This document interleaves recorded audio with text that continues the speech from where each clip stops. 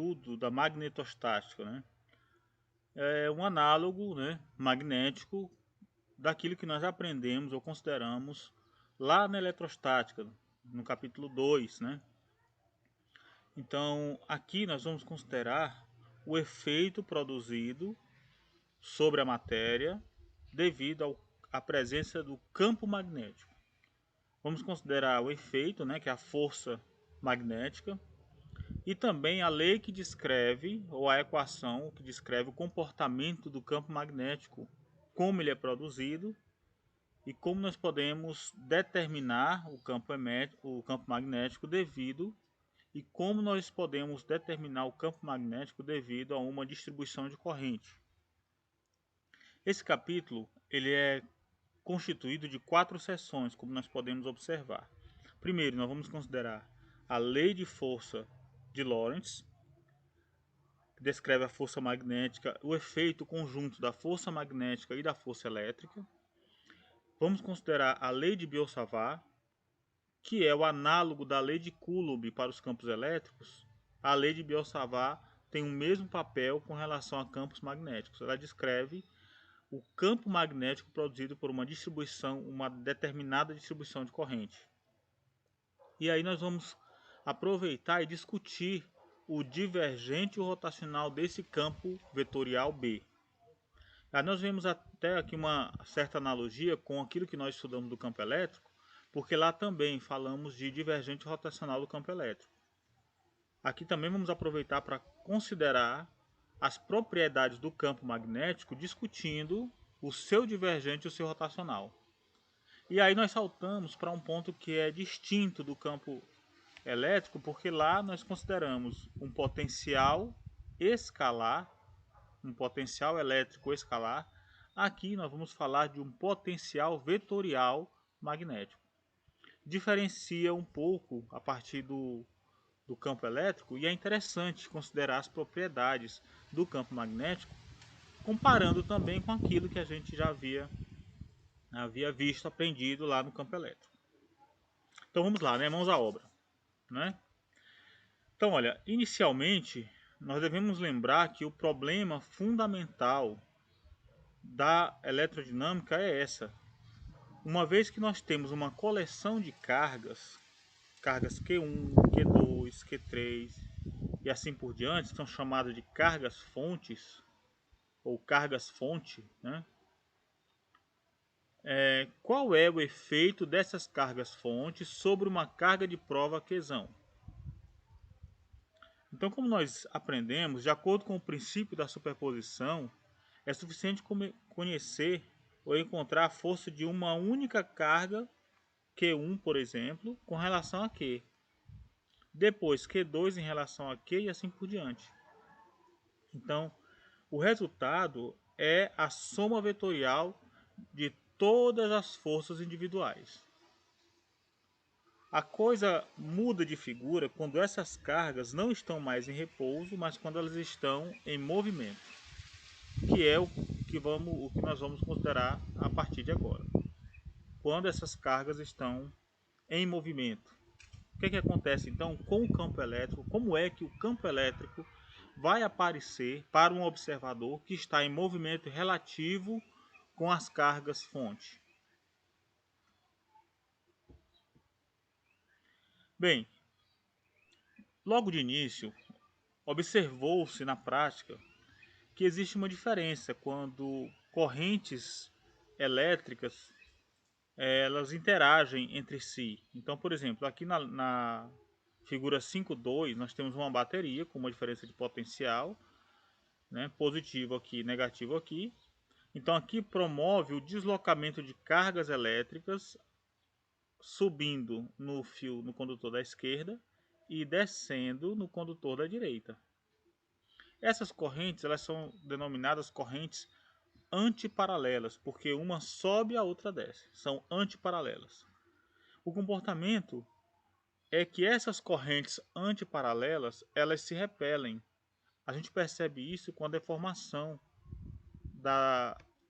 das linhas de corrente em relação à posição de origem, posição inicial quando a corrente estava desligada, que é essa linha tracejada. Muito bem, então a coisa fica um pouco estranha, né? Quando a gente altera a configuração de correntes para que as correntes, ao invés de ficarem antiparalelas, para que elas fiquem paralelas.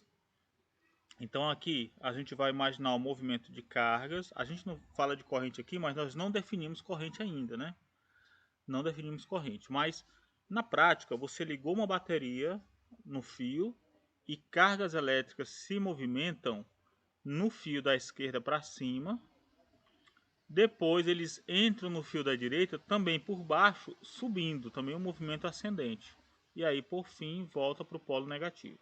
Então as duas correntes agora que são paralelas, elas são atraídas.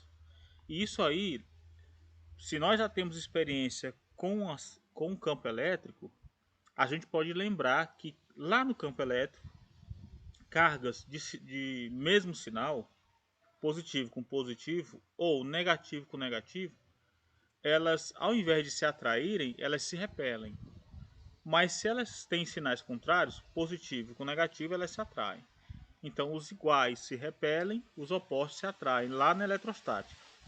Aqui a gente vê o contrário. Correntes que são paralelas, mesmo sentido, ao invés de se repelirem, elas se atraem. É a figura 5.2b. Mas se elas têm sentidos contrários, ao invés de se atraírem, elas se repelem. Então, a princípio, eu posso imaginar que deve ter alguma coisa estranha aqui, ou então que a minha curiosidade fica aguçada para tentar entender a razão, o motivo pelo qual a natureza se comporta dessa maneira. A verdade é que existe um campo magnético, uma propriedade do espaço que é alterada devido à presença de cargas elétricas em movimento.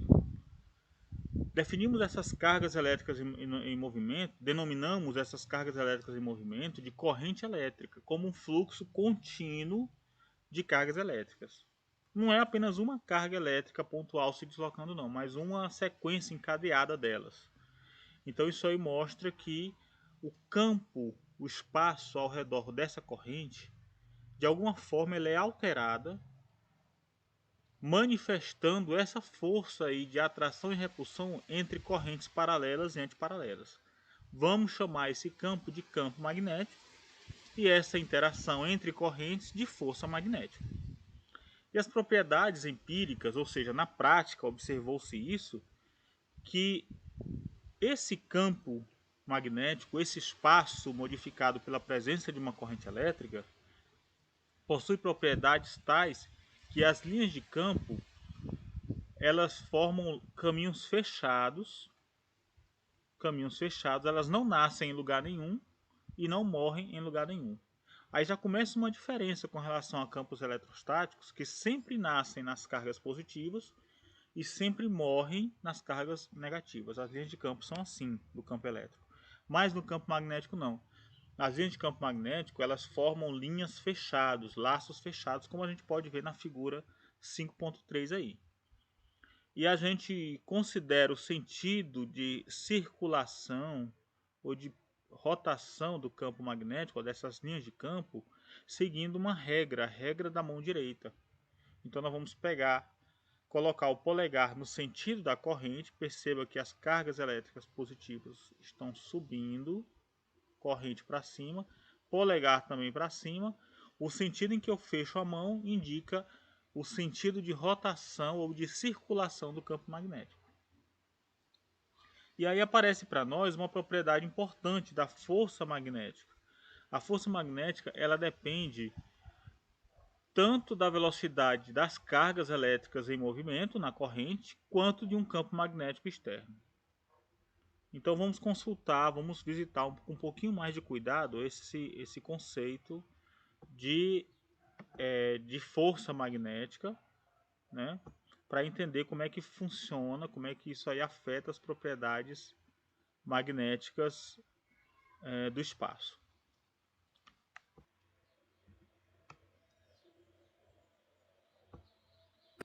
Para a gente visualizar um pouco das propriedades do campo magnético, vamos considerar aqui, olha, um ímã em barra, na forma de barra, onde tem duas extremidades especiais, Essas extremidades aqui, elas têm nomes especiais. Essa aqui é o Polo Norte e esse aqui é o Polo Sul. E aqui nós temos uma bússola, que é um pequeno magneto na forma de agulha, bem leve, né, que pode girar em torno desse eixo aqui. E a gente percebe que à medida que a gente vai deslocando a bússola, né, a agulha de posição, ela muda a sua orientação no espaço. Então eu percebo que, da mesma forma como o magneto tem uma extremidade ou um polo norte e um polo sul, a agulha da bússola também tem um polo norte e um polo sul. Pois bem, se eu colocar essa agulha em diversos pontos do espaço e desenhar sobre uma folha de papel, por exemplo, o formato da agulha em toda a região do espaço, ao final eu vou ter uma imagem parecida com essa. Então essa imagem aqui mostra como o espaço é modificado pela presença desse magneto. Esse campo, esse espaço com propriedades especiais é chamado de campo magnético. Então o campo magnético, né, como a gente até já observou, a visualização se assemelha muito com a do dipolo elétrico, né? Só que no dipolo elétrico nós teríamos a uma distância d duas cargas, uma negativa e outra positiva, e as linhas de campo saindo da carga positiva e indo para a carga negativa. Aqui nós temos algo semelhante. As linhas de campo saem do polo norte e vêm para o polo sul, por fora do magneto, por fora do ímã. A diferença está em que lá no campo elétrico, as linhas de campo elétrico sempre saíam ou nascem nas cargas positivas e morriam nas cargas negativas. Nesse caso aqui não. As linhas de campo por fora do ímã saem do polo norte e chegam no polo sul. Mas por dentro do ímã saem do polo sul para o polo norte, formando laços fechados. Então, uma primeira diferença do campo magnético com relação ao campo elétrico é que as linhas de campo magnético são sempre linhas fechadas. Então, eu posso andar com essa bússola mapeando o espaço e observando como é a orientação da agulha, né? Isso aí mostra para mim como é o campo magnético, né? Dá uma visão, é um modo de visualizar o campo magnético. Na prática a gente faz isso com limalha de ferro, uma folha de papel e um ímã, né? Então a gente coloca a limalha de ferro sobre o papel, espalha aquele pozinho de ferro sobre o papel e a gente pode, passando o ímã por baixo, a gente vê algo parecido, por baixo da folha de papel, passando o ímã, a gente vê algo parecido com essa configuração. Então, à medida que eu vou deslocando, olha, quanto mais distante do magneto, mais fraquinha fica a imagem, significando que a intensidade, o valor do campo magnético diminui. Então, quanto mais próximo da carga, da fonte do campo magnético, maior, mais intenso vai ser o campo. A gente vê isso se eu tivesse um aparelhinho, e se eu tivesse um aparelhinho que pudesse medir esse campo, né? Vamos mostrar aqui, ó, escolher um medidor de campo magnético. Aqui, esse aparelhinho, ele mede o valor da componente em X, na horizontal, apontando para a direita, e a componente BY, de baixo para cima, na vertical. Então, à medida que eu vou deslocando essa agulha, esse sensor, à medida que eu vou deslocando essa cruz, eu vou medindo a componente x e y do campo, e aqui eu tenho o valor médio do campo, é a raiz quadrada de bx ao quadrado com by ao quadrado. O θ representa o ângulo que o vetor campo magnético resultante faz com o eixo x. Tá certo? Então eu posso colocar aqui, ó, vou deslocando, ó, certo? À medida que eu vou deslocando, eu posso ir mapeando o valor do campo magnético. Vieram esses nomes Polo Norte e Polo Sul, né? De onde vem? De onde veio isso? É porque na realidade a gente faz uma analogia geográfica, né? A própria Terra, o planeta Terra, ele, devido às propriedades do núcleo líquido que é feito, né, da Terra, muito quente, constituído de metal, está o tempo todo realizando um movimento de rotação no interior da Terra, então produz um campo magnético no espaço. Então a própria Terra funciona como se fosse um ímã esférico, né, com um polo norte e um polo sul. No caso da Terra, o campo é assim, olha. O polo sul magnético fica no polo norte geográfico e o polo norte magnético fica no polo sul geográfico. De modo que se eu colocar uma bússola em qualquer região do espaço, olha, se eu colocar aqui, por exemplo, a agulha vai se orientar dessa maneira. Ó. A agulha com o polo norte da agulha vai apontar para o polo norte geográfico, mas na realidade está se alinhando com o polo sul magnético. Ok? A gente vê ela inclinada assim, na realidade, porque nós estamos vendo uma superfície da esfera, né? E não, na realidade, se a gente pegar essa linha que liga os polos, ó, aqui ela vai fazer uma curva, mas olhando de frente ela é uma reta. Tá bom? Muito bem. Então daí vem a denominação, né, de polo norte e polo sul magnéticos, porque apontam para o polo norte e o polo sul geográficos, mas que na realidade apontam para o polo sul e o polo norte magnéticos da Terra. Bem, aqui a gente vê um condutor, um fio que foi enrolado, né, de forma cilíndrica, e nos seus extremos nós conectamos essa pilha aqui que fornece uma diferença de potencial de 10 volts. O que acontece então?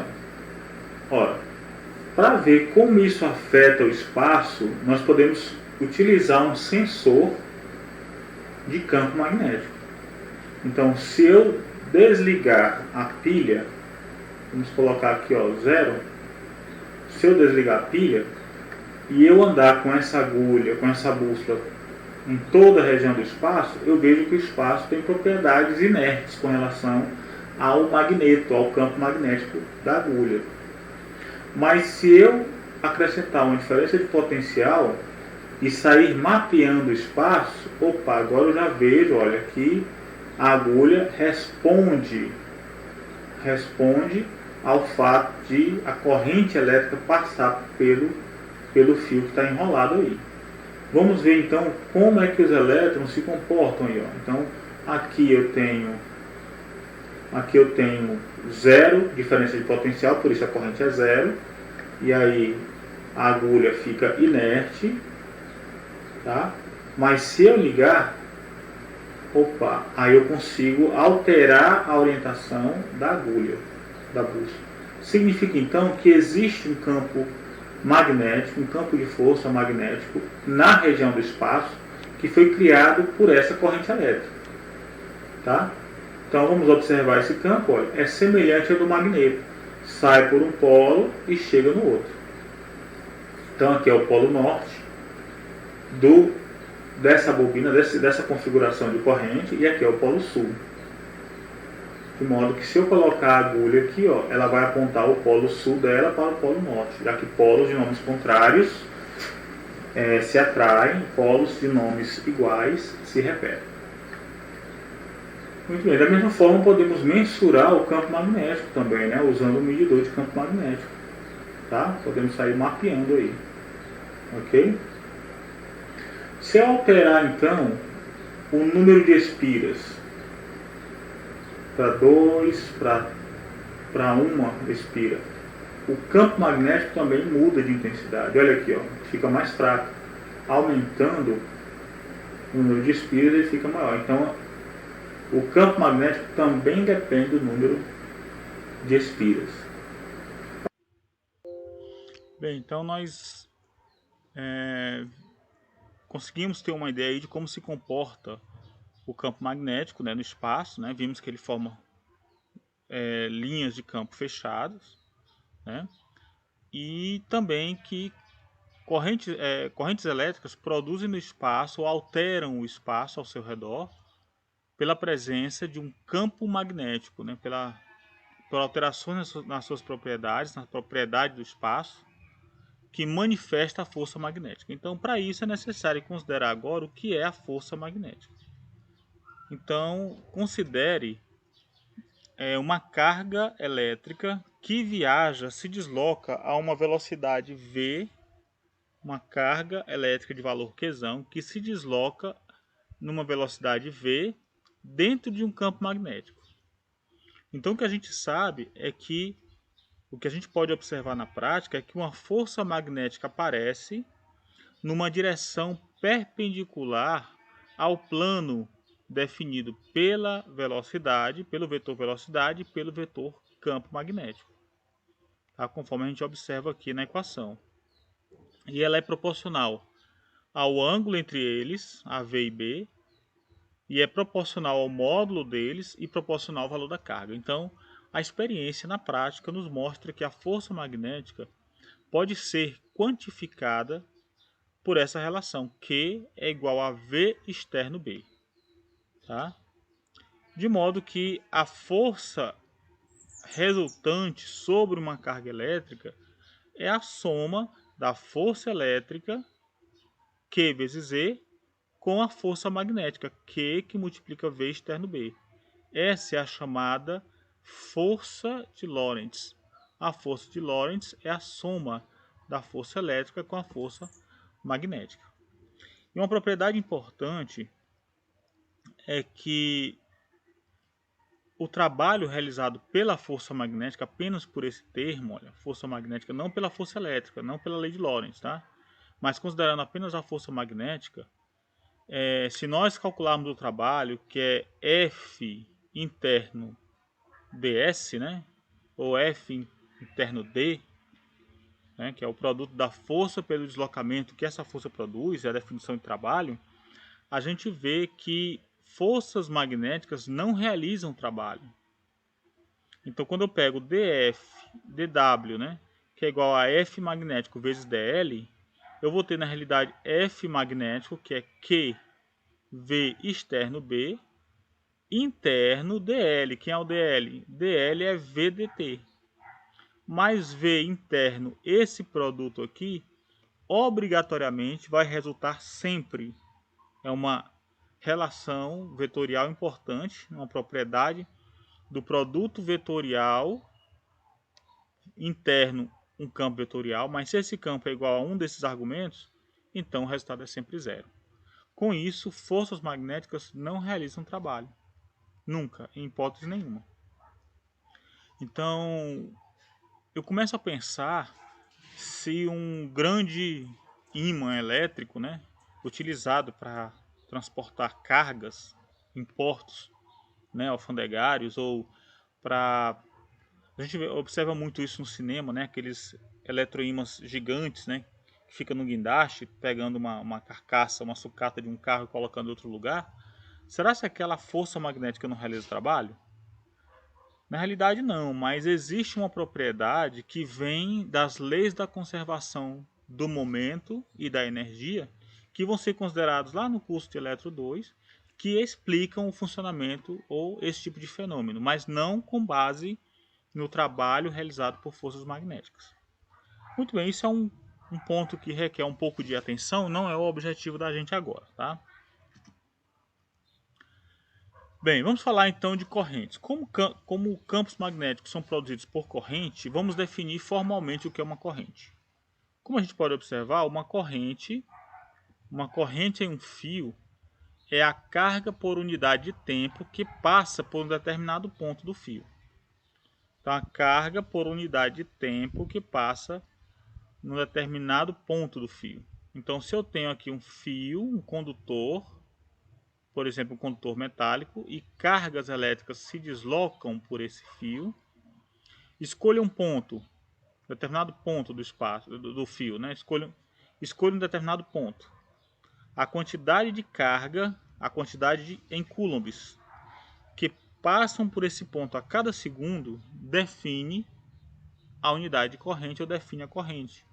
A unidade de medida de corrente é o ampere, que é igual a 1 coulomb por segundo. Então, 1 ampere equivale a 1 coulomb, que atravessa que passa por aquele ponto por segundo. Então essas cargas lambda, né, densidade de carga ao longo de todo o caminho, de todo o condutor, se desloca com uma velocidade v, e aí v delta t é esse comprimento, olha, v delta t é esse comprimento. A cada segundo, nessa velocidade, essa quantidade de carga nesse segmento passa pelo ponto P. E isso define corrente. Então, em outras palavras, corrente elétrica é o movimento ordenado de cargas elétricas que é quantificado pela quantidade de carga por unidade de tempo que passa por um determinado ponto no condutor. Ora, se I é igual a lambda V, podemos escrever I como sendo lambda V, onde lambda é a quantidade de carga por L, pelo caminho, e V é velocidade, é L sobre ΔT. Então, lambda, que é Q sobre L, V é L sobre ΔT. Cancelando L em cima com L embaixo, eu tenho Q sobre T. Continua sendo corrente. Então, corrente é a quantidade de carga por unidade de tempo, então vai ser carga pelo tempo. Podemos associar, se nós lembrarmos que I pode ser dado por lambda V, se V é uma velocidade, uma grandeza vetorial, o produto de lambda, que é um escalar, uma densidade linear de carga, é um escalar, vezes V, que é vetorial, vai dar um vetor. Então podemos associar à corrente um caráter vetorial. Não é que corrente seja uma grandeza vetorial, porque não obedece às leis da adição vetorial. Mas podemos associar aqui uma direção, um sentido e um módulo, uma intensidade. Tá? Ou seja, podemos atribuir à corrente elétrica um caráter vetorial, mas não dizer que corrente é vetor. Então, lembrando da equação da força magnética, que é Q que multiplica V externo B, escrevemos então que para uma quantidade de carga dQ, a força dF é dada por V externo B dQ. Então a força total é a integral de V externo B dQ. Ora, se dQ, trocando dQ aqui, olha, por lambda dL, uma vez que lambda é dQ sobre dL, trocando dQ por lambda dL e organizando esse lambda com esse V, lambda com V, fazendo uso dessa relação, nós conseguimos trocar esse V e esse lambda por I. Então ficamos com a força magnética na forma da integral de I externo B dL. Se o I for constante, podemos, ao invés de considerar um caráter vetorial ao I, podemos associar ao dL, visto que eles são paralelos. Em qualquer segmento do fio, a corrente e o dL são paralelos. Então eu posso colocar no lugar do I como caráter vetorial, posso colocar o dL. Então esse I pode sair desse colchete, ó, fica dentro da integral, sair do colchete, e eu fico então com a força magnética na forma a integral de I dL externo B. Enfim, se a corrente for constante no tempo, e constante, se nós tivermos um fluxo uniforme, um fluxo... Enfim, se nós tivermos um fluxo constante de cargas elétricas, uma corrente uniforme e constante no tempo, nós podemos tirar da integral e ficamos com essa forma da força magnética como sendo I a integral de dL externo B. Bem, mas além de cargas que se deslocam num fio, num caminho retilíneo, nós podemos ter também cargas que se deslocam numa superfície. E essa superfície, por exemplo, olha, temos um fluxo de carga indo dessa extremidade naquela direção, na direção desse vetor K. E vamos selecionar aqui uma estreita faixa desse plano todo, dessa superfície. Uma estreita faixa dessa superfície. Essa faixa tem largura DL perpendicular. Perpendicular porque ela está nessa secção, ó, nesse sentido, essa largura.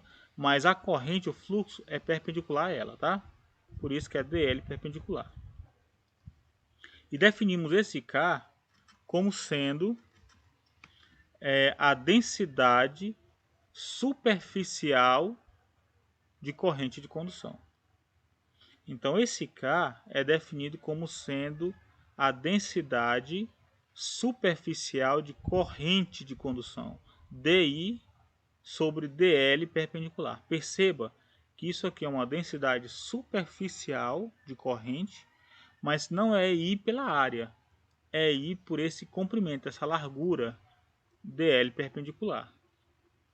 Então, além disso, além de cargas que se deslocam numa superfície, temos cargas que se deslocam também num volume. Então, num condutor, no meio condutor, de secção reta, circular, como nós estamos vendo aqui, ó, a carga se desloca por todo esse volume, da esquerda para a direita, seguindo o sentido desse J.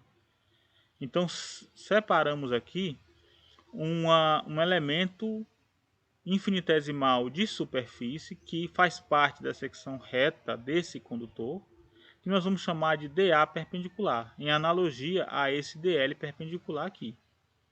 Então esse DA perpendicular é um elemento superficial e esse J é definido como a densidade volumétrica de corrente de condução. Mas antes disso, vamos retomar aqui o K. Se o K é DI DL perpendicular, podemos trocar I por Q sobre T.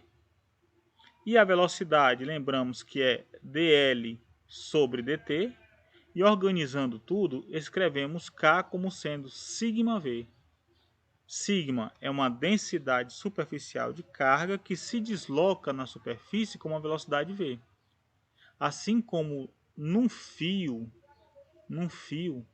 temos uma densidade linear de carga que se desloca numa velocidade v, definindo a corrente, aqui temos uma densidade superficial de carga sigma que se desloca numa superfície com velocidade v, definindo o que nós chamamos de densidade superficial de corrente de condução. Enfim, podemos trocar também, olha, enfim, podemos escrever a força magnética produzida numa corrente, né, como sendo a integral de V externo B sigma dA. Sigma dA representa dQ. Então, dQ é dado por sigma dA. Sigma associando com V vai dar o K. Então, o resultado é K externo B dA. E agora, no volume, nós vamos ter a densidade volumétrica de corrente, a densidade volumétrica de corrente, que é DI dA perpendicular. Perceba que é uma densidade volumétrica de corrente, mas não é corrente pelo volume. É corrente pela área da secção reta que conduz a corrente. Trocando I por dq dt e velocidade por dl dt, encontramos J igual a ρ, uma densidade volumétrica de carga que viaja no material a uma velocidade v. Então isso aqui também define densidade volumétrica de corrente de condução. A força magnética é então expressa como sendo a integral de V externo B, ρ de tal. Ρ de tal é a quantidade de carga dQ, é essa quantidade de carga dQ aqui, olha. Assim como aqui trocamos por lambda dA, aqui nós trocamos dQ por ρ de tal, e esse ρ associando com o V vai dar o J. Então nós temos aqui três expressões que indicam a mesma grandeza, o mesmo fenômeno físico, descrevem a força magnética, mas produzido por distribuições de correntes diferentes, sejam elas correntes lineares, correntes planares ou correntes volumétricas.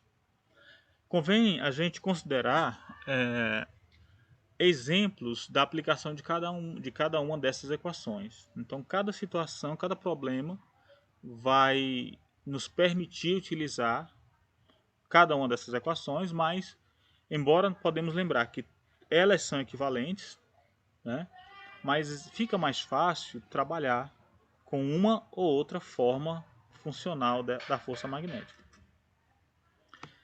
Então, como primeiro exemplo, para a gente quebrar o gelo, né, dessas equações todas aí, vamos considerar o exemplo 5.4. No exemplo 5.4 nós temos o seguinte: uma corrente I é uniformemente distribuída sobre um fio de seção reta circular com raio Azinho, tal qual nós vemos aqui na figura. Está aqui a seção reta circular, o raio é Azinho, está aqui, e a corrente circula da esquerda para a direita, é uma corrente J.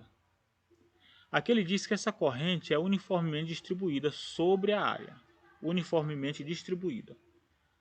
O que ele quer que nós façamos é encontrar a densidade de corrente, a densidade volumétrica de corrente J. Então eu devo lembrar da definição de J como sendo a corrente pela área perpendicular. Então é pegar essa corrente que é uniformemente distribuída e dividir pela área. Então a solução é I por πa2. Simples assim. A área perpendicular ao fluxo é πa2. Então o J vai ser I dividido por πa2. Perceba o comentário também que ele faz. Não, isso aí foi trivial, foi simples, né? Por quê? Porque a densidade de corrente era uniforme. O que é que significa dizer? Quando eu falo de corrente uniforme, distribuição de corrente uniforme, ou uma distribuição uniforme de corrente, significa dizer que quando eu olho a secção reta do condutor de raio A, eu observo que a corrente está igualmente distribuída em toda essa superfície, em toda essa secção reta. Então é simplesmente dividir o I pela área, porque ela está igualmente distribuída. É uma média superficial da corrente. É uma média da distribuição na secção reta da corrente. Agora, digamos que a densidade de corrente no fio é proporcional à distância, ou seja, digamos que o J seja igual a Ks. Agora ele não está pedindo J, ele está dando o J. O J é igual a Ks, ele é proporcional à sua distância a partir do eixo. Aí ele diz, encontre a corrente total no fio. Então aqui não basta, para encontrar a corrente, não basta pegar o J e multiplicar pela área. A área continua sendo πa2, né? A área continua sendo πa2, mas a corrente não se distribui de maneira uniforme, porque a densidade de corrente ela é maior na borda do que no centro. Em S é a distância radial, esse S aqui, olha, é a distância radial do centro para a borda. Em S igual a zero, a densidade de corrente é zero, mas à medida que eu vou me afastando do centro, eu vou aumentando a quantidade de cargas que estão se movimentando. Então, nesse caso, eu devo lembrar o seguinte, ó, que o I é dado pela integral de JdA. JdA. Uma vez que J é dI/dA, o I é a integral de JdA. Então, o J é Ks e o dA perpendicular é esse elemento de área aqui, ó, que tem base, essa distância aqui é S, essa base aqui é S dφ e essa alturazinha é S. Então, daqui para cá, essa alturazinha é ds, uma pequena variação em S, e essa base aqui é S dφ. Então, base vezes altura da área, daquele elemento de área perpendicular, que é S ds dφ. Para integrar em toda a área, nós vamos ter que o S vai variar de 0 até A, e o φ deve variar de 0 até 2π. E é assim que a gente resolve. O K é constante, sai. Ficamos com a integral em S2 ds dφ. A integral de 0 a de S2 ds. E a integral de dφ de 0 a 2π já dá 2π que eu coloquei aqui. Ó. Então o I vai ficar 2π vezes K. A integral de 0 a S2 vai ser S3 sobre 3. De 0 a vai dar 2π K ao cubo sobre 3. Essa é a corrente total.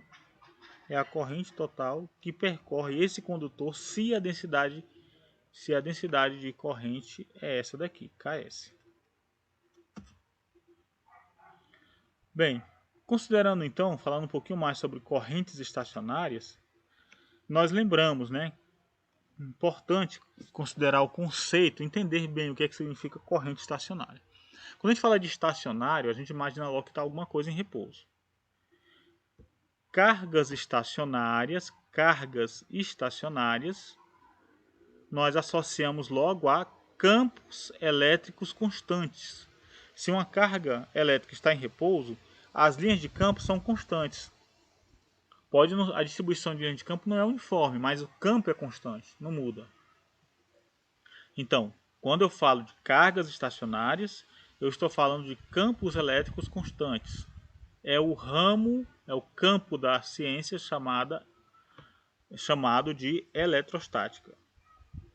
Agora, quando eu falo de correntes estacionárias, corrente estacionária significa que as cargas não estão em repouso, senão não teria corrente elétrica. Mas apenas o fluxo de cargas é constante, não altera no tempo e nem no espaço. Então, nós falamos, quando nós temos correntes estacionárias, essa corrente não está aumentando nem diminuindo, mas a corrente é constante, nós chamamos de campos magnéticos constantes. Nós temos o estudo de campos magnéticos constantes, que é o campo que nós estamos considerando agora, o campo do conhecimento, que é a magnetostática. Por corrente estacionária, eu quero considerar o fluxo contínuo que acontece, né, indefinidamente.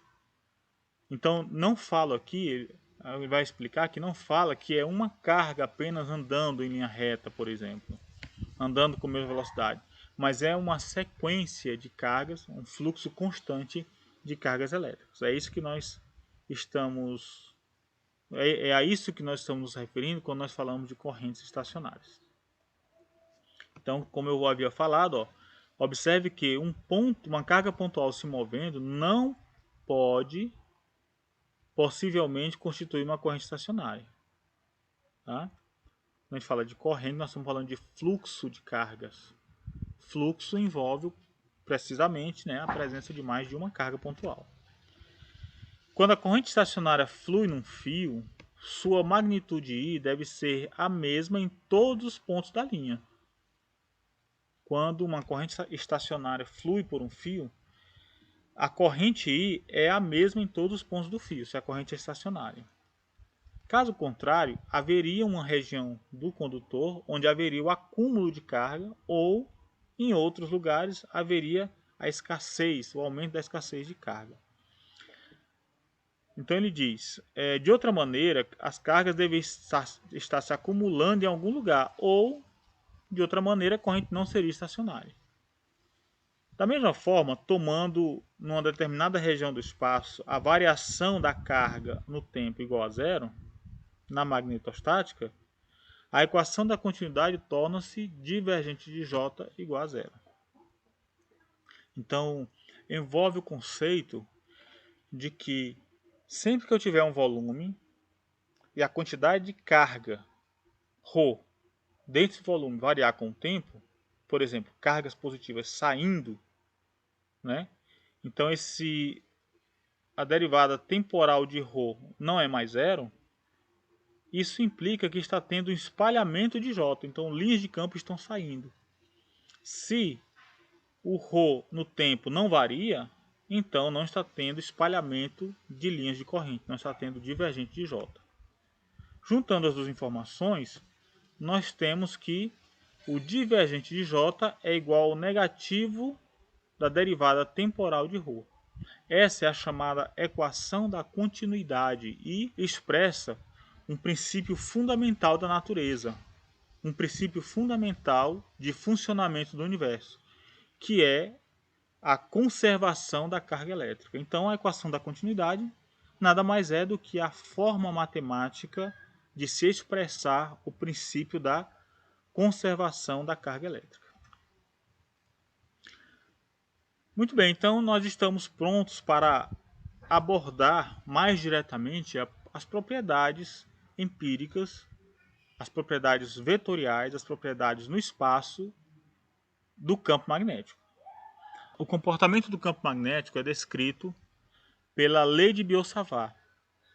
Então a lei de Biot-Savart está expressa aí, ó, ela diz que o campo magnético, numa determinada posição do espaço, o campo magnético em R, é dado por μ0 sobre 4π, integral de I externo R chapéu sobre R2 dl'. Lembrando, variáveis linha se referem aos pontos de carga fonte.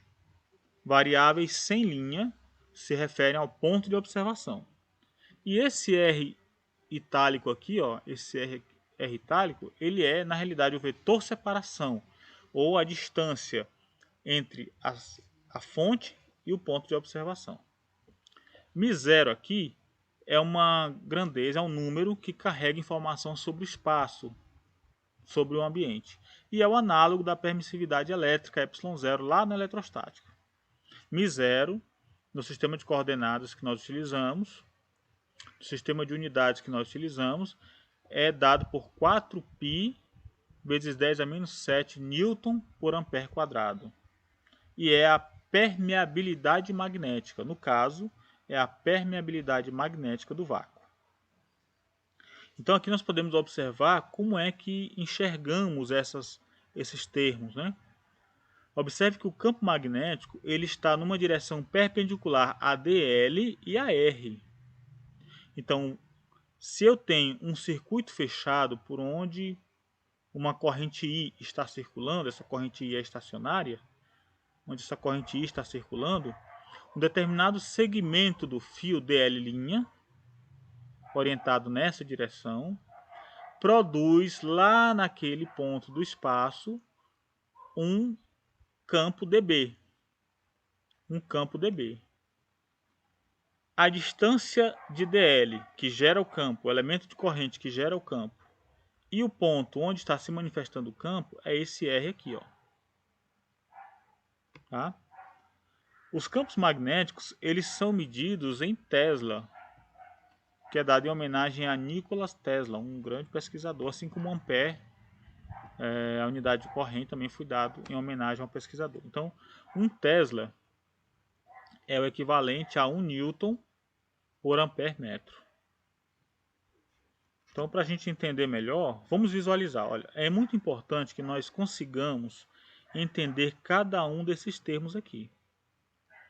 Então, por exemplo, aqui nós só desenhamos o R, o vetor separação, mas não podemos esquecer que na realidade o R' está lá, ó.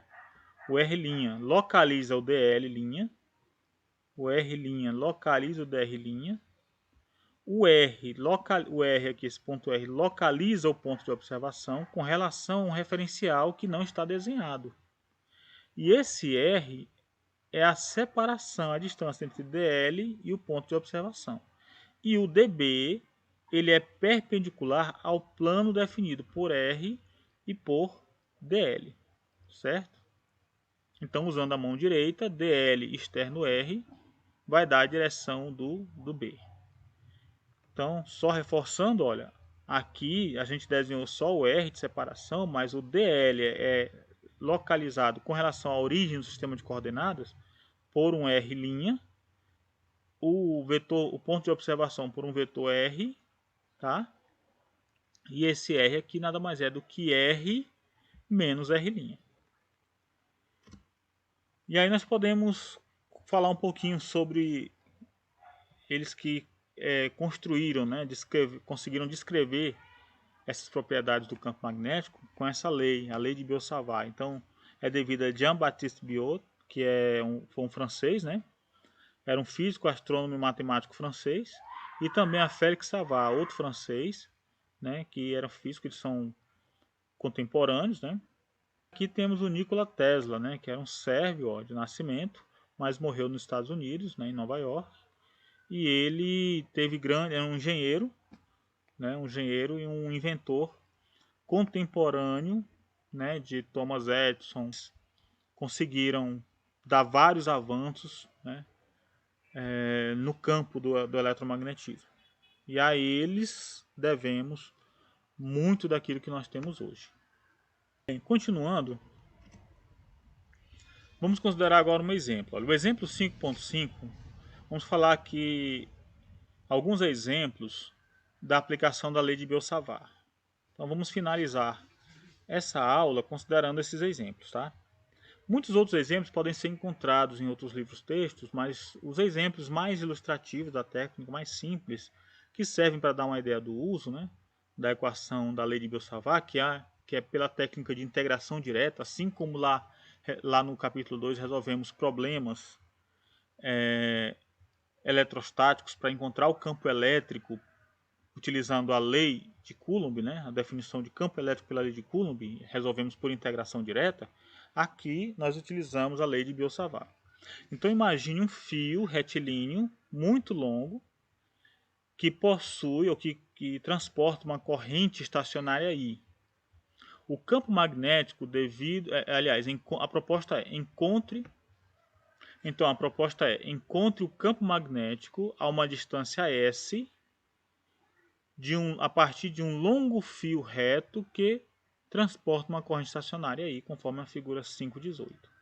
Então a corrente vem da esquerda para a direita e o ponto de interesse, onde nós queremos calcular o campo magnético, é o ponto P, que está a uma distância S do fio.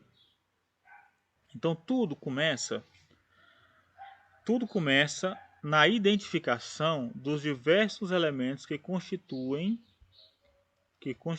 aqui a nossa equação. Temos que encontrar o I, se é estacionário eu já posso colocar para fora da integral, vamos utilizar essa forma aqui, ó. O μ0 é dado, né? Então nós vamos ter dl, r chapéu e o r ao quadrado. dl', vamos selecionar aqui um segmento do fio no mesmo sentido da corrente. Esse r liga o dl' ao ponto de observação. Então eu percebo que esse r ele tem módulo igual a raiz quadrada de S2 com L' ao quadrado. Pelo teorema de Pitágoras aqui, né? Conseguimos calcular o R. Então vamos ver o que nós temos, olha. No diagrama, dl' externo R chapéu aponta para fora da página. Você consegue ver isso? Quando você usa a mão direita com os dedos estendidos para a dl' e joga ele na direção de R chapéu, o polegar aponta para fora da página. Então, no diagrama, dl' externo R chapéu aponta para fora da página. E tem que magnitude? Ora, se é um produto externo, vai ser módulo de dl', módulo de R chapéu, que é 1, por isso só tem dl' aqui, seno de alfa. Quem é alfa é o ângulo entre eles. Mas eu posso associar o seno de alfa com o cosseno de θ. Visto que seno de alfa, né, eu posso complementar com esse ângulo aqui, esse ângulo beta aqui. Então eu associo com o θ, vai dar dl' seno de alfa, dl' cosseno de θ. Além disso, para encontrar o dl' é fácil, olha. Como L', quem é o L'? O L' é a distância da origem, aqui é a origem do nosso sistema de coordenadas, ó, que localiza o dl'. Está aqui o L'. Ó. Então, a tangente de θ é o cateto oposto, L', dividido por S, pelo adjacente, de θ, né? Ó. Então, L' é S tangente de θ, de modo que, quem é dl'? Esse dl' aqui, ó. dl' vai ser S sobre o cosseno ao quadrado de θ dθ. O que nós estamos fazendo é buscando dl', buscando esse produto externo e depois o R ao quadrado. Como S é igual a R cosseno de θ, encontramos também 1 sobre R ao quadrado como cosseno ao quadrado de θ S ao quadrado. Então nós já temos 1 sobre R2 é cosseno ao quadrado de θ sobre S2.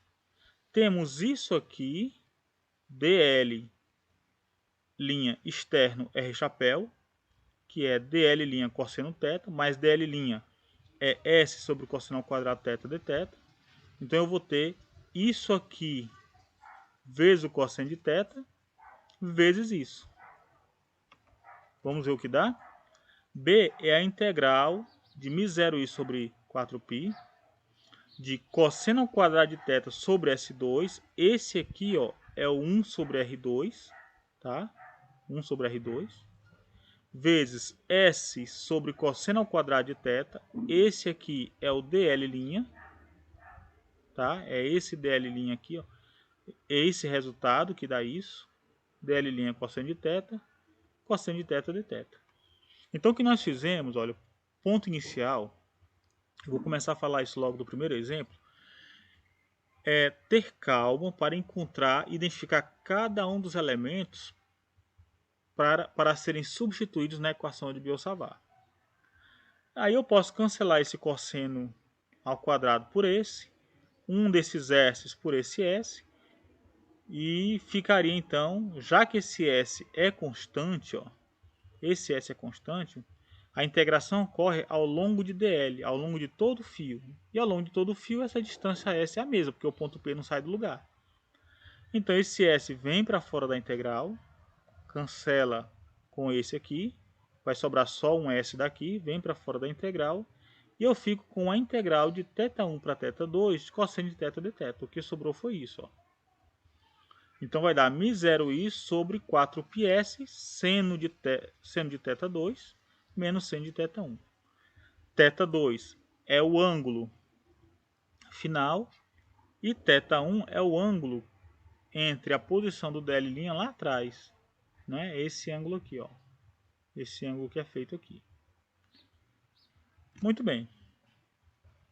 O que dizer agora se o fio for infinito?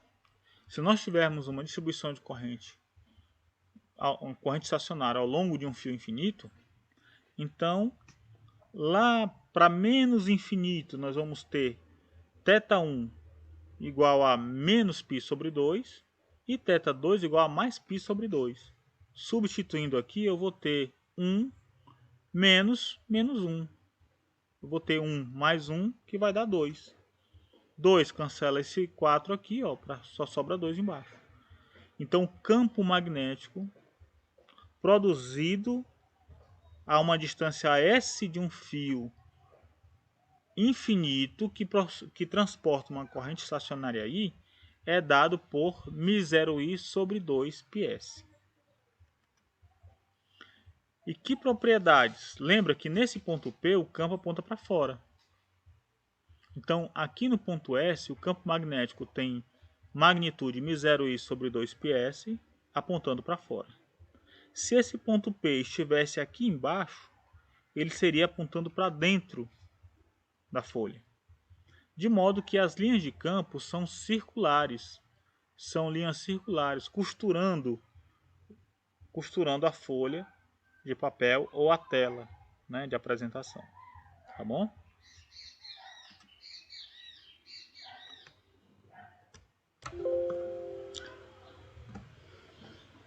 Bem, então como segundo exemplo, vamos considerar aqui o exemplo 5.6 para encontrar o campo magnético a uma distância z acima do centro de uma espira circular de raio Rzão, que transporta uma corrente estacionária I. Então nós estamos vendo aí, ó, uma espira circular de raio Rzão, não é? Na qual circula uma corrente estacionária I. A gente quer calcular o campo magnético num ponto qualquer do eixo longitudinal, do eixo que passa pelo seu centro. Então vamos considerar, se essa espira tem raio Rzão, nesse ponto a uma distância z do centro, um determinado elemento de corrente dl' vai produzir lá naquele ponto um elemento de campo magnético dB. Tá? A distância entre eles é r, então eu posso orientar com θ da direção que liga entre dl e o ponto de observação, que é o z, a essa altura z aqui, olha, essa distância z do plano da espira. E o que nós vamos fazer é determinar, primeiramente, olha, determinar as grandezas que são importantes. Então, por exemplo, esse r aqui, nós já vimos que esse r ele é dado pela raiz quadrada de z ao quadrado e r ao quadrado. E lembrar que na integração, a integração ocorre ao longo do caminho da espira, em dl'. Enquanto eu estiver percorrendo a espira para dar uma volta completa, esse módulo de r aqui não vai variar. Vai ser sempre a raiz quadrada de z2 mais r2, portanto constante. Bem, lembrando também que a orientação de dB é perpendicular ao plano definido por r e por dl'. Então, do jeito que está aqui, enquanto eu estiver andando com esse dl', esse r vetor também vai estar mudando, né? Esse r aqui, ó, o vetor, ele vai gerar um cone com base maior embaixo e o vértice lá em cima. E esse dB vai acompanhar essa orientação, porque ele vai ser sempre perpendicular a dl' externo R. Então ele também vai realizar ou vai constituir um cone lá no topo, tá? O campo resultante da integração é o campo resultante de todos os dBs ao longo desse cone. Por questão de simetria, a projeção no plano da espira, paralela à espira, a um plano na horizontal, vai dar zero. Mas a projeção de cada dB desse na direção de z vai se somar com todos os outros dBs ao longo do cone, e isso deve nos impulsionar a calcular apenas a componente em z desses dBs aqui. Então vamos ver como é que funciona isso. A integral de... O b aqui é a integral de μ0i sobre 4π, dl' externo R chapéu sobre R2. Esse R chapéu e esse R2 já encontramos. Quem é o R2? É Z2 mais R ao quadrado. Sem a raiz quadrada, né? Porque é R ao quadrado. dl é essa direção aqui, ó, é um vetorzinho que aponta na direção de φ, girando aqui, ó, em torno desse eixo Z. Então, quando eu faço dl' externo R chapéu, é o módulo de dl' vezes o módulo de 1, porque R aqui é R versor, vezes o módulo de 1, vezes o seno entre eles, que é 90. Então vai dar 1. Então isso aqui já virou quem? Simplificou quem? Para qual valor? dl'. Isso aqui é quem? É Z2 mais R2, que é constante. Então tudo é muito simples, né? O campo dB atribuído ao segmento dl aponta como mostrado na figura. À medida que nós integramos dl' em torno da espira, dB varre o espaço formando um cone. Então as componentes horizontais no plano da espira se cancelam e só sobra a componente vertical para dar μ0i sobre 4π dl', olha só, é o resultado disso, ó, sobre R2, que é isso, o argumento aqui da raiz, tá?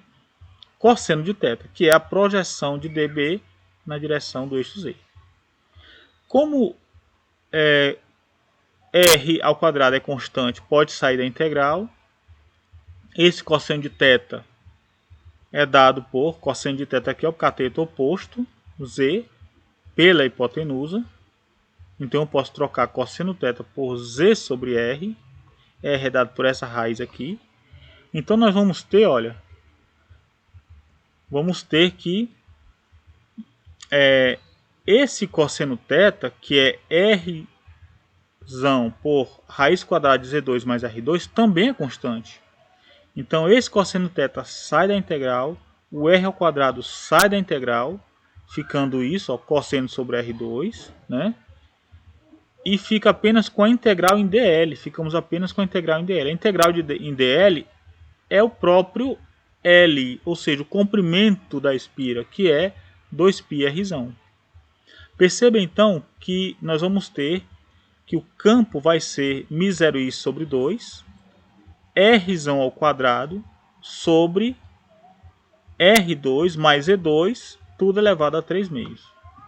Então, o campo produzido em algum ponto do eixo Z, devido a uma espira circular, é dado por μ0i sobre 2, r ao quadrado sobre r ao quadrado mais z ao quadrado, tudo elevado a 3 meios. O que acontece então se eu considerar esse ponto aqui no centro da espira? É só fazer z igual a zero, né? Quando eu faço z igual a zero, o que acontece? Ó, z igual a zero aqui, eu vou ficar apenas com r ao quadrado elevado a 3 meios. Esse quadrado cancela esse 1 meio, fica r elevado a 3. Com r elevado a 2 em cima, fica apenas r embaixo. Vai ficar o quê? μ0i sobre 2r. Agora, o que dizer se eu for para pontos bem grandes, onde z é muito maior do que r? Eu estou indo para pontos ainda no eixo, mas indo para pontos bem distantes. Aí você pode fazer uma expansão aqui, né, de z em termos de r e calcular o b para pontos bem distantes. Vamos voltar nessa situação no futuro, tá? Bem, então, para finalizar, eu quero considerar com você uma aplicação agora daquilo que nós aprendemos no exemplo anterior. Lá nós tínhamos apenas uma espira circular. Aqui nós temos duas espiras circulares separadas por uma distância A. Elas também têm raio R, mas cada espira dessa não é formada por uma volta só, mas por várias voltas. Então cada bobina dessa é formada por um número N de espiras. Então eu tenho aqui um par de enrolamentos, tá? Tem mesmas dimensões, mas estão separados pela distância A. Essa configuração é a chamada bobina de Helmholtz. Bobina de Helmholtz. Aqui nós temos a figura de uma bobina dessas, né? De uma bobina dessas que é utilizada em laboratórios de ensino. No nosso laboratório de eletromagnetismo, que nós temos aqui na Universidade Federal do Piauí, nós temos pelo menos 3 ou 4 bobinas dessas, né, que nós utilizamos para fazer demonstrações, né, no laboratório de Física Experimental 3 e também no laboratório de Eletrônica. Muito bem, então o que é que nós queremos agora? O que é que nós vamos considerar agora? Uma bobina consiste num arranjo formado por N espiras justapostas umas às outras, de forma que ela se assemelha a um solenoide de comprimento L desprezível. Isso aqui funciona como se fosse um solenoide. Depois nós vamos ver o que é um solenoide, né? Eu não falei sobre isso, mas você pode... É um enrolamento cilíndrico, né? Só que ele é bem estreito, tá bom? O campo gerado por uma bobina é, portanto, o campo de uma espira. Campo de uma espira que nós acabamos de calcular. μ0i sobre 2. R sobre Z2 mais R2 elevado a 3 meios. Na direção de Z... K-chapéu na direção de Z, tá? Só que se eu tenho N espiras, o campo produzido em qualquer ponto do eixo por cada um desses enrolamentos vai ser N vezes o campo de uma espira só. Portanto, o campo B de cada uma dessas bobinas aqui é N, que multiplica μ0i sobre 2, R ao quadrado sobre Z2 mais R2 elevado a 3 meios. Esse é o campo produzido por cada uma delas, por essa e também por essa. Muito bem, a ideia é, qual é o campo produzido num determinado ponto do espaço, ponto P, ainda sobre o eixo, mas na região entre as duas bobinas? Então nós devemos calcular o campo B produzido pela bobina de baixo, pela primeira bobina, e o campo B produzido pela bobina de cima. Perceba que se eu colocar o sistema de coordenadas, a primeira espira, a espira de baixo, no plano XY, o eixo Z tem Z igual a zero aqui, ó, no centro da espira. Mas a espira de cima tem o centro dela em Z igual a A. Então o que eu tenho que fazer, eu não preciso ter dor de cabeça com isso. É trocar, as expressões vão ser iguais, mas em cada um deles eu devo levar em conta que aqui em Z igual a 2 eu tenho na realidade Z, aliás, A menos Z elevado ao quadrado. Então vamos lá, vamos repetir. Se eu estou aqui embaixo, a distância da origem do sistema de coordenadas para o centro da espira é zero. Portanto, ficaria 0 menos z ao quadrado, que dá menos z ao quadrado, que dá z ao quadrado. Tá vendo? Mas aqui, na espira de cima, o centro da espira não está em z igual a zero, mas está em z igual a A. Então, a expressão é A menos Z e não 0 menos Z, como era o caso da espira de baixo, da espira 1, a espira de baixo. Vai ser A menos Z ao quadrado mais R2, tudo elevado a 3 meios.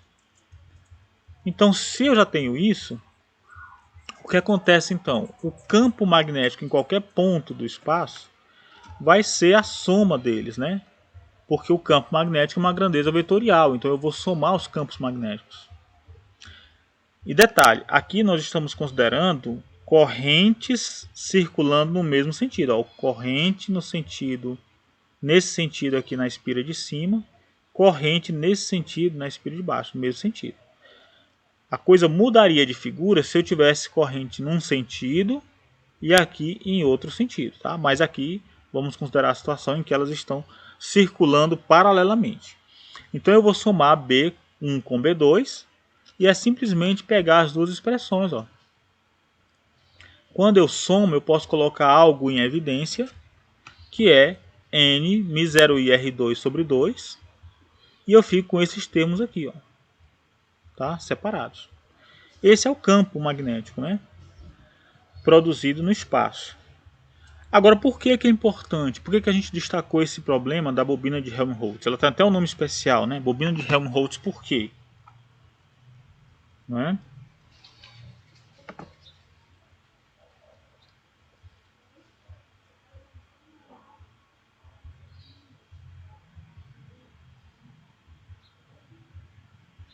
Porque essa bobina, ela produz campos interessantes, olha. Pergunta que nós vamos explorar futuramente é: o que acontece quando eu considero um ponto no centro, a meia distância das duas bobinas? Ou seja, quanto vale o campo magnético em Z igual a A sobre 2? Eu posso colocar aqui, ó, em Z igual a A sobre 2. O que acontece com o B? Quanto vale o B? Mas mais importante do que isso é como o B se comporta nas proximidades ou na região em Z bem próximos de A sobre 2. Então a gente vai perceber que a principal vantagem dessa configuração é produzir campos magnéticos uniformes, constantes, nessa região. Então esse B ele varia muito lentamente à medida que eu saio da posição em Z igual a A sobre 2. Ele varia muito lentamente. Isso pode ser demonstrado calculando, analisando as diversas derivadas espaciais de B. Derivando B em relação a Z, 1, 2, 3, para ver a expansão em Taylor e considerar a partir de qual derivada nós temos uma variação considerável do campo magnético. Uma principal aplicação da bobina de Helmholtz é essa, olha. Aqui é uma gaiola magneto-ótica que é utilizada no laboratório de espectroscopia atômica. Então algo semelhante desse existe lá no Instituto de Física de São Carlos, na USP, em São Carlos, né, que eu tive a oportunidade de conhecer E a gente tem aqui, olha, uma bobina de Helmholtz, né? Uma bobina, enrolamento em cima, um outro embaixo, um superior e um inferior. E aqui são janelas, né? Aqui é uma gaiola de aço e é feito vácuo. E aqui nós temos umas janelas onde a gente consegue, olha, aqui na figura a gente consegue penetrar uma luz, né? A luz de um laser, né? Então, uma vez que eu tenho um enrolamento superior e inferior, produzindo um campo magnético vertical, aqui, olha, eu posso incidir no eixo, aqui no eixo Z, né? Posso incidir no eixo X e Y, uns lasers, né? E aí, conforme as propriedades dessa luz, ó, conforme a gente vê aqui, ó, conforme as propriedades da luz, a gente consegue soltar um vapor de algum átomo aqui dentro, um vapor de algum gás, ou um vapor, né, de alguns átomos. E esses átomos que caem aqui na origem, eles vão ter uma restrição de movimento na direção Z, X e Y. Caiu na origem, ele fica aprisionado. E aí, uma vez aprisionado, eu consigo analisar aquela pequena quantidade de átomos que está naquela região. Então é assim que eles formam uma gaiola magneto-ótica, né? Magneto-ótica, porque usa tanto campos magnéticos quanto campos elétricos, campos óticos, né? Usando lasers. Então tá aí, né? A gaiola magneto-ótica, que é utilizada para analisar espectros atômicos, né? O espectro de emissão de átomos e tirar todas as propriedades da matéria, inclusive átomos pesados, né? Então eu tive a oportunidade de acompanhar um trabalho dos chamados átomos pesados de Rydberg, né? No grupo de Física Atômica do Instituto de Física de São Carlos. Muito bem, então se eu tenho o B como uma corrente que circula de forma linear, eu posso ter também um B produzido por uma densidade superficial de corrente de condução e uma densidade volumétrica. Então eu posso também aplicar problemas assim, resolver problemas com esse tipo de configuração. Como exemplo, considere um disco que gira em torno desse eixo aqui, ó, do centro, né? Gira com uma velocidade ômega. Acontece que nesse disco nós temos, esse disco tem raio Rzão, ele tem uma carga Qzão positiva distribuída na superfície de modo uniforme. Então eu tenho uma distribuição superficial de carga elétrica sigma. Então o disco tem um sigma na sua superfície, tem carga elétrica distribuída de maneira uniforme. E esse disco é posto para girar com uma velocidade angular ômega.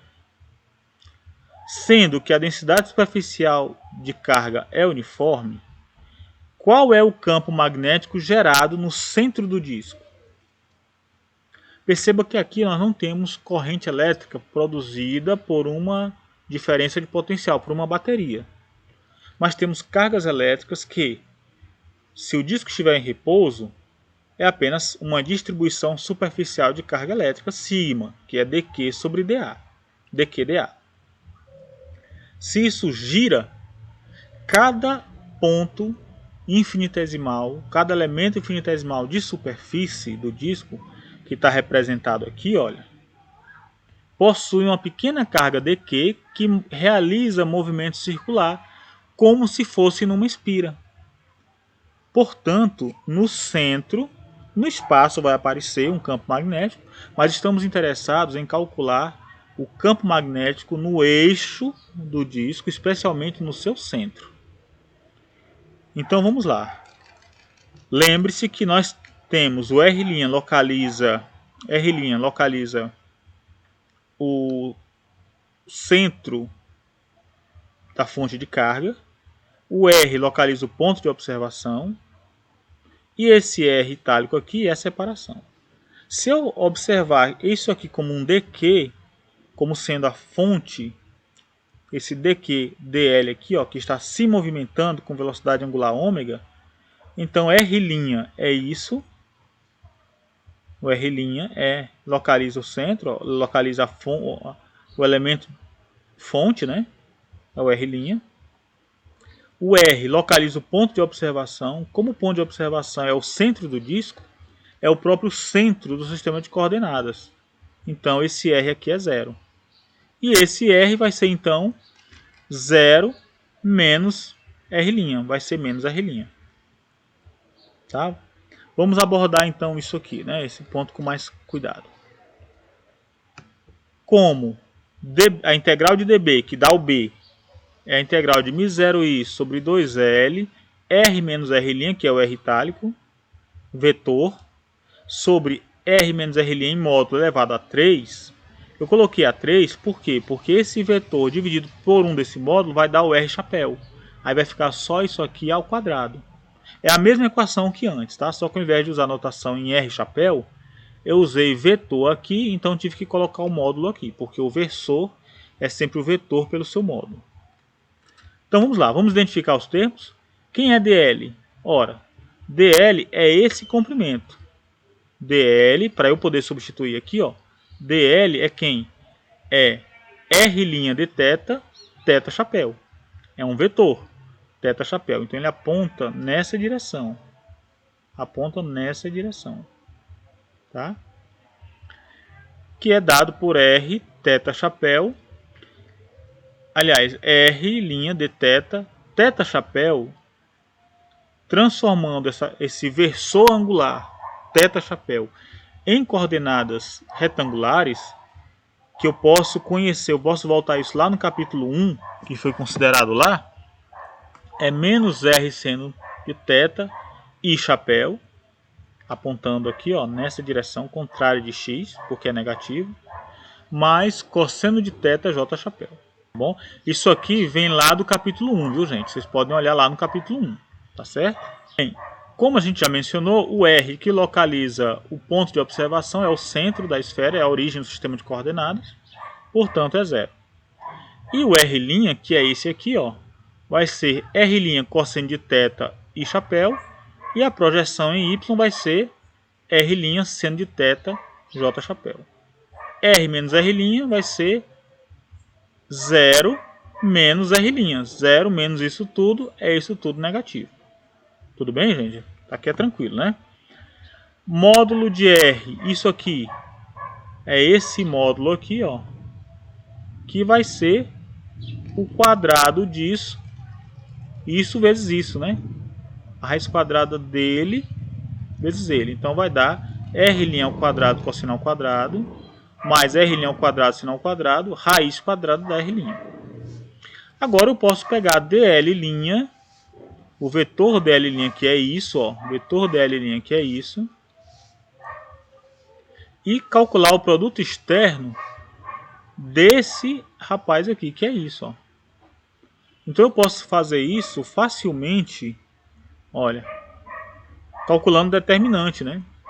Então eu fiz isso, né, na mão. Eu resolvi não colocar aqui porque eu acredito que todos devam saber fazer isso, né? Você vai encontrar exatamente, ó, R' de θ, R' seno ao quadrado de K chapéu, mais R' cosseno ao quadrado de K chapéu. R' e R' eu posso colocar em evidência, fica R' ao quadrado. E o seno ao quadrado com o cosseno ao quadrado dá 1, então ficou dθ K chapéu. É claro que esse cara, esse vetor aqui, o vetor dB, ele vai apontar numa direção perpendicular ao plano formado por eles dois. Se dl está no plano xy e R menos R' também está no plano xy, perpendicular tem que ser aqui, ó, na direção do eixo z, ou seja, na direção do K chapéu. Então eu já tenho esse elemento aqui em cima, que é isso. Já tenho esse aqui de baixo, que é isso. Posso elevar a 3. E aí é só substituir. Nesse caso, esse i é um i constante, mas ele não foi dado. Ele não foi dado como um valor i. Precisamos especificar, relacionar isso com a carga elétrica que está distribuída na superfície. Como o i é dq dt, então Q dividido por πr ao quadrado, que é a área do disco, é sigma dq dA. E dA é a área desse elemento finitesimal de área, que é R' de θ vezes a altura que é dr'. dr' e a base é r' de θ. Então, juntando esses dois, nós vamos ter que dq é igual a Q sobre πr² vezes dA. Esse dA vai multiplicando. Mas o dA é r', dr' de θ. Então, dq vai ser Q, r', dr' de θ sobre πr². Organizando, para encontrar a corrente aqui, para substituir aqui, eu tenho que dividir por... Aliás, eu tenho que derivar em relação ao tempo, dq dt. dq dt é isso aqui tudo, dq dt é isso aqui tudo no tempo. Então, quando eu coloco aqui tudo no tempo, fica dt, dθ, dt, separado aqui, que nada mais é do que ômega, a velocidade angular com que o disco está girando. De modo que a corrente finalmente é dq dt, que é Q ômega, troquei isso aqui por ômega, R', dr' sobre πr². Pronto, agora eu tenho todos os elementos necessários para calcular o campo magnético no centro do disco.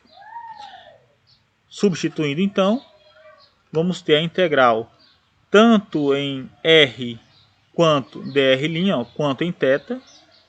O R varia de 0 a R, do centro até a borda, R, e o θ varia de 0 até 2π, dando a volta completa.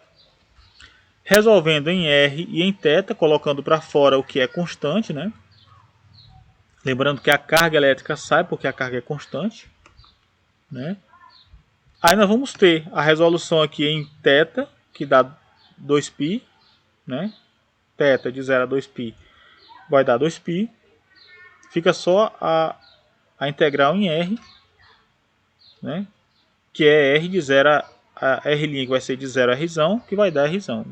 Enfim, o campo magnético no centro de um disco, com uma densidade de carga constante sigma, é Q ômega μ0 sobre 2πr K-chapéu. Então aponta para cima, né? Depende da carga que está colocada lá, depende da velocidade com que o disco está girando, tá? E depende do raio. Quanto maior o raio, menor vai ser o B. Quanto menor o raio, maior vai ser o B. Tá certo? Bem, estão aí as nossas referências, né, que nós utilizamos para passar para vocês esses conceitos, tá bom?